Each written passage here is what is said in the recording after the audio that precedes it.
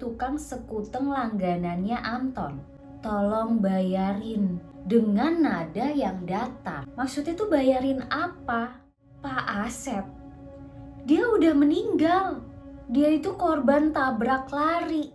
Persis di tempat dia kemarin makan sekutengnya Pak Asep, lagi berdiri sambil jualan sekuteng. Warga lain juga lihat Pak Asep. Makanya tuh sekarang kampung sepi. Itu warga kampung udah mulai keganggu nih sama terornya tukang sekuteng. Halo guys, balik lagi bersama kita di channel Misteri Malam. Kali ini gue mau ceritain cerita horor lagi nih. Gue dapet email dari Anton. Jadi waktu tahun 2017 di saat Anton masih kuliah, dia mengalami hal yang cukup di luar nalar atau bisa dibilang horor. Daripada kalian penasaran, mending kita langsung masuk aja ke ceritanya ya. Gue bacain emailnya. Waktu itu tahun 2017 Anton masih kuliah. Dia balik ngerjain tugas tuh sekitar jam 10:30 malam. Dia OTW balik sendirian. Kebetulan pas mau nyampe rumah tuh ada tukang sekuteng langganannya Anton.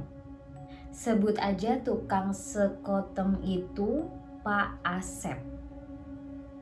Itu nama samarannya. Karena Anton gak enak nyebut nama aslinya katanya. Pak Asep ini ngontrak di kampung sebelah. Ya udah, dia mesen sekuteng dulu sebelum pulang.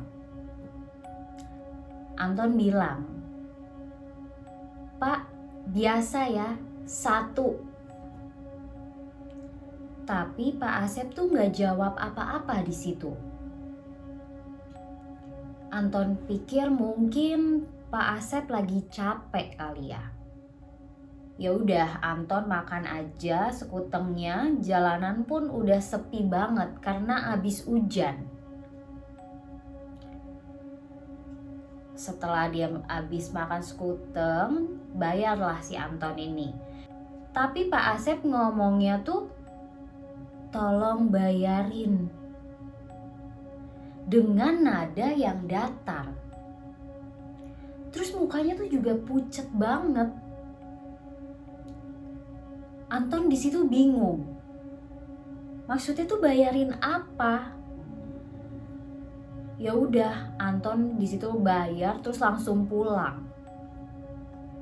Setelah dia nyampe rumah, kebetulan bokapnya tuh lagi nonton TV. Terus bokapnya nanya ke Anton, "Udah makan belum?"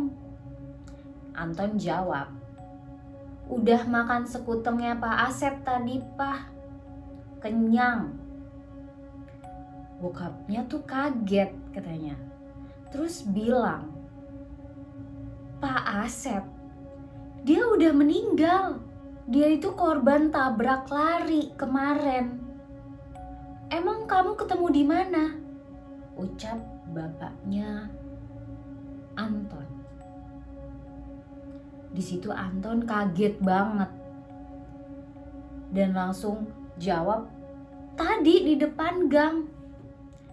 "Serius Pak Asep udah meninggal, Pak?"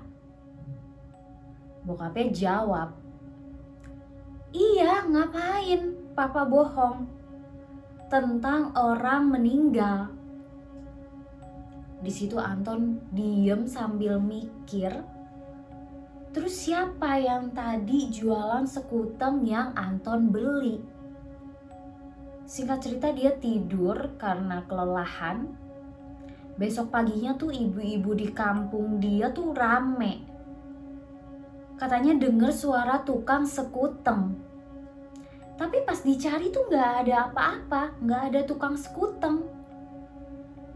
Tapi cuma ada suara, "Tolong bayarin." Sama persis kayak kemarin yang Pak Asep bilang ke Anton. Ya udah, di situ Anton gak terlalu mikirin. Dia berangkat kuliah aja. Singkat cerita dia balik ngerjain tugas lagi tuh jam 10:30 lagi, 10:30 malam. Persis di tempat dia kemarin makan sekutengnya Pak Asep. Dia lihat tuh Pak Asep lagi berdiri sambil jualan sekuteng. Dia lewatin, pas Anton lihat mukanya tuh banyak darah. Matanya kayak rusak satu, kayak mau copot. Kayak mau copot terus kayak mau pecah gitu. Tangannya juga ngelambai-lambai ke Anton. Di situ Anton deg-degan banget, kaget, takut. Dan dia akhirnya di situ ngebut. Dia lihat di spion tuh udah gak ada siapa-siapa. Pas nyampe rumah, pintu dia digedor-gedor saking ketakutannya. Pas pintunya dibukain bokapnya Anton, dia langsung cerita kejadian yang dia alamin tadi saat pulang kuliah.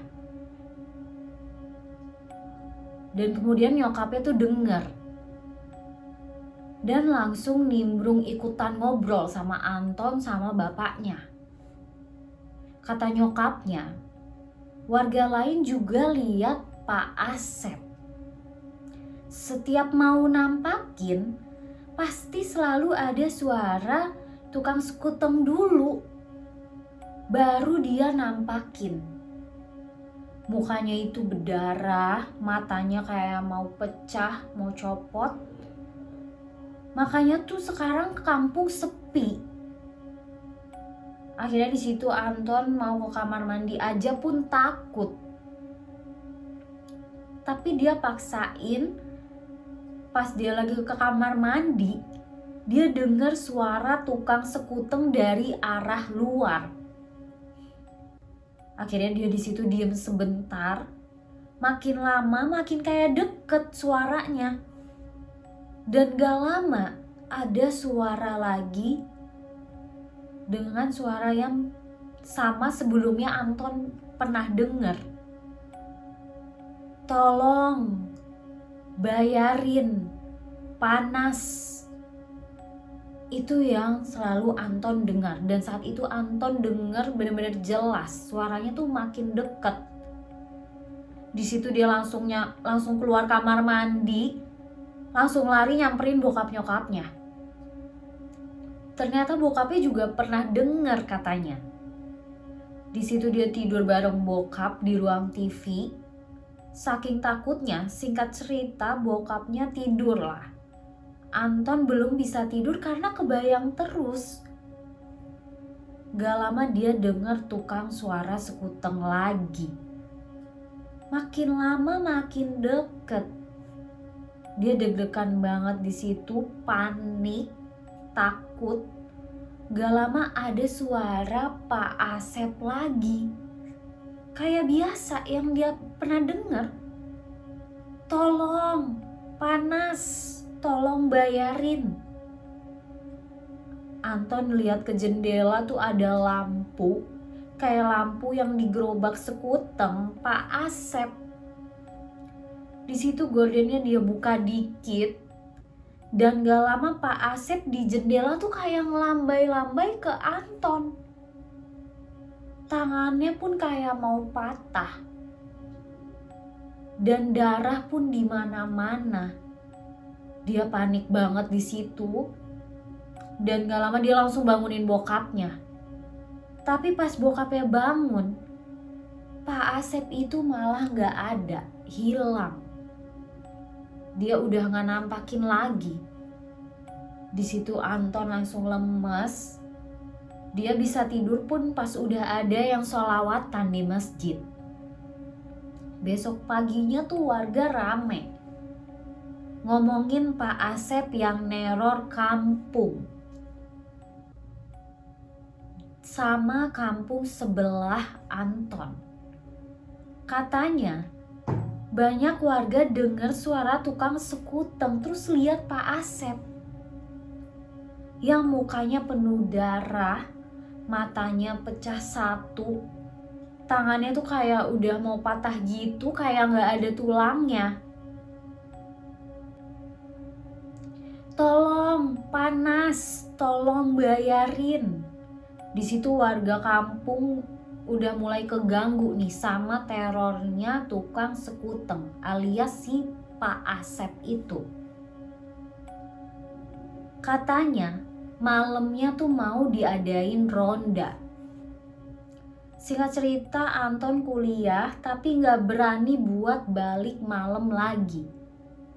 Dia balik sore hari itu. Mulai hari itu tuh kampung dia tuh abis Isya aja tuh sepi. Pada gak berani keluar. Tapi ada yang ronda. Singkat cerita, Anton lagi nonton TV sambil main HP. Sekitar jam 11-an, Anton denger orang lagi lari. Bokapnya pun nanya lah sama yang ronda. Ada apa? Yang ronda pun jawab, Pak Asep, ada di pos ronda minta tolong. Kayaknya arwahnya tuh penasaran. Saya mau pulang aja, ucap orang-orang yang lagi ronda. Dan Anton di situ mikir, ini udah parah banget sih. Sampai yang ronda aja pun digangguin sama Pak Asep. Dan malam itu Anton tidur di kamar. Pas dia mau rapetin gorden biar nggak kelihatan keluar, dia di situ lihat depan mukanya persis Pak Asep lagi ngelambain tangannya. Dengan mukanya yang banyak darah itu, matanya kayak mau pecah satu, sambil ngomong, bayarin, panas. Di situ Anton deg-degan banget, takut gak bisa ngapa-ngapain, kayak nge-freeze. Teriak aja tuh susah. Anton akhirnya di situ pingsan. Bangun-bangun tuh udah pagi. Dan Anton tuh udah di ruang tamu dijagain sama bokapnya. Dan di situ Anton ceritain kejadian semalam. Terus Pak RT sama bapak-bapak lain tuh datang ke rumahnya Anton. Pak RT bilang, ini makin parah nih gangguannya. Banyak yang diteror sama Pak Asep. Kayaknya harus datengin orang yang tahu hal-hal kayak gini. Akhirnya di situ bokapnya Anton setuju. Warga juga pada kumpul di rumah Pak RT siangnya. Ngomongin soal teror Pak Asep alias tukang sekuteng. Hampir semua warga itu ditampakin sama Pak Asep. Ya udah Pak RT langsung jemput orang yang tahu hal-hal kayak gitu. Gak lama datenglah orangnya. Namanya Pak Muslim. Dia katanya tahulah hal-hal kayak gitu. Pokoknya siang itu di rumah Pak RT rame banget. Semua warga kumpul di rumah Pak RT. Dan Anton di situ nggak tahu Pak Muslim mau ngapain. Dia tuh kayak merem sambil baca doa gitu. Terus dia nyamperin ke makamnya Pak Asep. Berdua sama Pak RT. Makamnya tuh di tempat pemakaman umum. Gak jauh dari kampungnya Anton. Singkat cerita udah pulang lagi tuh. Terus Pak Muslim bilang kalau Pak Asep punya hutang ke tetangganya. Makanya dia tuh ngomong, tolong bayarin, panas. Itu dia kayak lagi minta tolong untuk bayarin utangnya ke tetangganya itu. Arwahnya kayak belum keterima aja gitu karena masih ada hutang. Ya udah warga patungan buat bayarin hutangnya Pak Asep. Biar arwahnya itu tenang dan gak gangguin warga kampung lagi. Pas uangnya udah kekumpul, dibayarin lah utangnya Pak Asep ke tetangganya itu. Malam itu tuh masih sepi karena masih pada takut. Singkat cerita, pas jam setengah 11 malam, Anton lagi main HP sambil nonton TV sama bokapnya. Dia dengar suara tukang sekuteng lagi. Anton sama bokapnya di situ saling diem. Gak lama, Anton sama bapaknya tuh dengar suara, "Makasih." Terus suara tukang sekuteng itu tiba-tiba hilang. Di situ Anton udah lega banget. Katanya warga lain juga didatengin sama Pak Asep. Tapi cuma bilang makasih doang. Abis itu udah gak pernah ada teror lagi tukang sekuteng alias Pak Asep. Wow, cukup dibilang horor banget sih. Diteror sama tukang sekuteng setiap jam setengah 11 malam. Kebayang gak sih? Kalian setiap malam mau tidur diganggu sama hantu alias tukang sekuteng, arwah penasaran. Merinding sih. Kita doain aja semoga Pak Asep diterima di sisi Allah Subhanahu wa Ta'ala dan arwahnya bisa tenang dan gak gangguin warga kampung Anton lagi. Oke, jadi itu cerita horor dari Anton. Apabila kalian ada mengalami hal yang sama seperti Anton atau kalian ikut merasakan kehororan tukang sekuteng alias Pak Asep, kalian boleh tulis di kolom komentar atau bisa email ke channel Misteri Malam.